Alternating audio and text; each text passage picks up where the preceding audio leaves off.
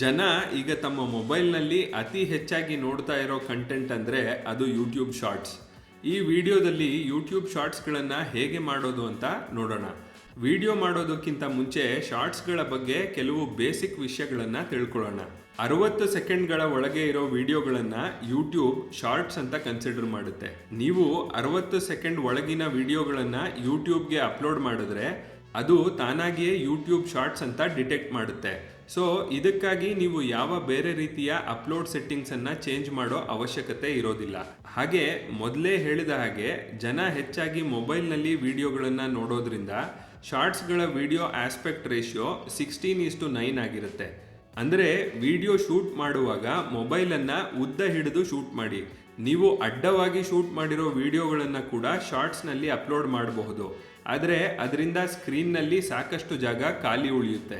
ಹಾಗೆ ಜನರಿಗೆ ನಿಮ್ಮ ವಿಡಿಯೋವನ್ನು ನೋಡೋದಕ್ಕೆ ಇಂಟ್ರೆಸ್ಟ್ ಬರದೇ ಇರ್ಬೋದು.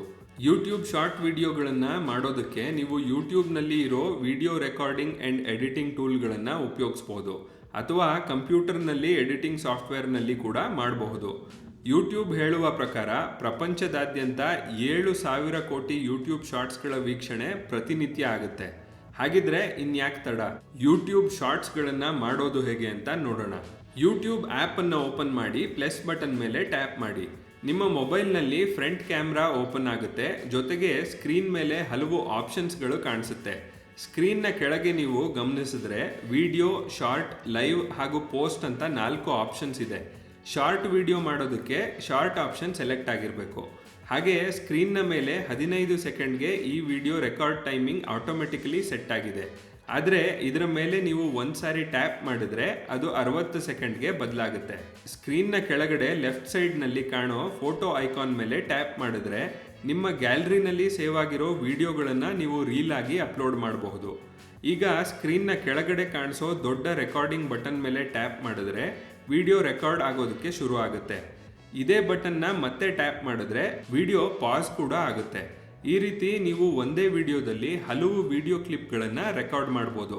ಮೇಲೆ ಕಾಣಿಸ್ತಾ ಇರೋ ರೆಡ್ ಕಲರ್ ಬಾರ್ನಲ್ಲಿ ನೀವು 60 ಸೆಕೆಂಡ್ನಲ್ಲಿ ಎಷ್ಟು ಸಮಯ ವಿಡಿಯೋ ರೆಕಾರ್ಡ್ ಮಾಡಿದ್ದೀರಾ ಅಂತ ರೆಡ್ ಕಲರ್ ಮಾರ್ಕ್ ಮೂಲಕ ತಿಳ್ಕೊಬಹುದು.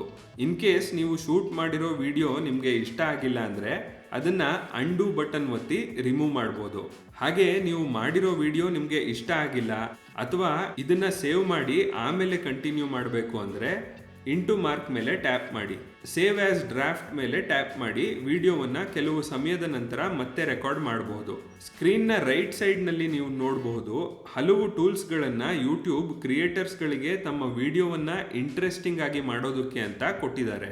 Flip, timer, speed, effect, green screen, filter, retouch, lighting ಹಾಗೂ ಫ್ಲ್ಯಾಶ್ ಟೂಲ್ಸ್ಗಳನ್ನು ಉಪಯೋಗಿಸಿ ನಿಮ್ಮ ವಿಡಿಯೋವನ್ನು ಯಾವ ರೀತಿ ಕ್ರಿಯೇಟಿವ್ ಆಗಿ ನೀವು ತೆಗೆಯೋದಕ್ಕೆ ಇಷ್ಟಪಡ್ತೀರೋ ಆ ರೀತಿಯಲ್ಲಿ ಶೂಟ್ ಮಾಡಿ.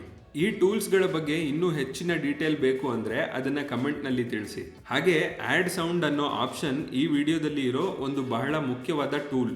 ಇದರ ಮೇಲೆ ಒಂದ್ಸಾರಿ ಟ್ಯಾಪ್ ಮಾಡಿ ಈಗ ಸೌಂಡ್ ಪೇಜ್ ಓಪನ್ ಆಗುತ್ತೆ. ಇಲ್ಲಿ ಮೇಲೆ ಸರ್ಚ್ ಬಾರ್ನಲ್ಲಿ ನಿಮಗೆ ಯಾವ ಸಾಂಗ್ ಅಥವಾ ಸೌಂಡ್ ಎಫೆಕ್ಟ್ ಬೇಕೋ ಅದನ್ನು ಸರ್ಚ್ ಮಾಡಿ ಸೆಲೆಕ್ಟ್ ಮಾಡಿ.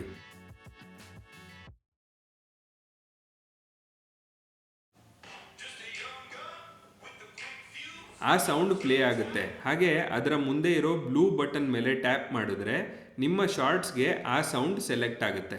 ನೀವು ಸೆಲೆಕ್ಟ್ ಮಾಡಿರೋ ಸೌಂಡ್ನಲ್ಲಿ ನಿಮಗೆ ಇಷ್ಟ ಆಗೋ ಭಾಗವನ್ನು ನೀವು ಆಯ್ಕೆ ಮಾಡ್ಕೋಬೇಕು ಅಂದರೆ ಸೌಂಡ್ ಮೇಲೆ ಒಂದು ಸಾರಿ ಟ್ಯಾಪ್ ಮಾಡಿ. ಪೂರ್ತಿ ಸಾಂಗ್ನ ಟೈಮ್ ಲೈನ್ ಓಪನ್ ಆಗುತ್ತೆ. ಇಲ್ಲಿ ನೀವು ಯಾವ ಪೋರ್ಷನ್ ಇಷ್ಟ ಆಗುತ್ತೋ ಅದನ್ನು ಸ್ಕ್ರೋಲ್ ರೈಟ್ ಆರ್ ಲೆಫ್ಟ್ ಮಾಡಿ ಸೆಲೆಕ್ಟ್ ಮಾಡ್ಕೊಳ್ಳಿ. ಡನ್ ಬಟನ್ ಮೇಲೆ ಟ್ಯಾಪ್ ಮಾಡಿ. ಈ ಸಾಂಗ್ಗಳನ್ನು ಉಪಯೋಗಿಸಿ ನಿಮ್ಮ ವಿಡಿಯೋಗಳನ್ನು ನೀವು ಮೊನಟೈಸ್ ಮಾಡ್ಬೋದು. ನಿಮಗೆ ಯಾವುದೇ ಥರದ ಸಮಸ್ಯೆಗಳು ಆಗೋದಿಲ್ಲ. ಇನ್ ಕೇಸ್ ನೀವು ಸೆಲೆಕ್ಟ್ ಮಾಡಿರೋ ಸಾಂಗ್ ನಿಮಗೆ ಇಷ್ಟ ಆಗಿಲ್ಲ ಅಂದರೆ ಡಿಲೀಟ್ ಬಟನ್ ಮೇಲೆ ಟ್ಯಾಪ್ ಮಾಡಿ ಆ ಸೌಂಡನ್ನು ಡಿಲೀಟ್ ಮಾಡಿ. ವಿಡಿಯೋ ರೆಕಾರ್ಡ್ ಮಾಡಿದ ನಂತರ ಸ್ಕ್ರೀನ್ನ ರೈಟ್ ಸೈಡ್ನಲ್ಲಿ ಇರೋ ರೈಟ್ ಬಟನ್ ಮೇಲೆ ಟ್ಯಾಪ್ ಮಾಡಿ. ಈಗ ಮತ್ತೊಂದು ಎಡಿಟಿಂಗ್ ಪೇಜ್ ಓಪನ್ ಆಗುತ್ತೆ. ಈ ಸ್ಕ್ರೀನ್ನಲ್ಲಿ ನೀವು ಟೆಕ್ಸ್ಟ್ ಆ್ಯಡ್ ಮಾಡಬಹುದು,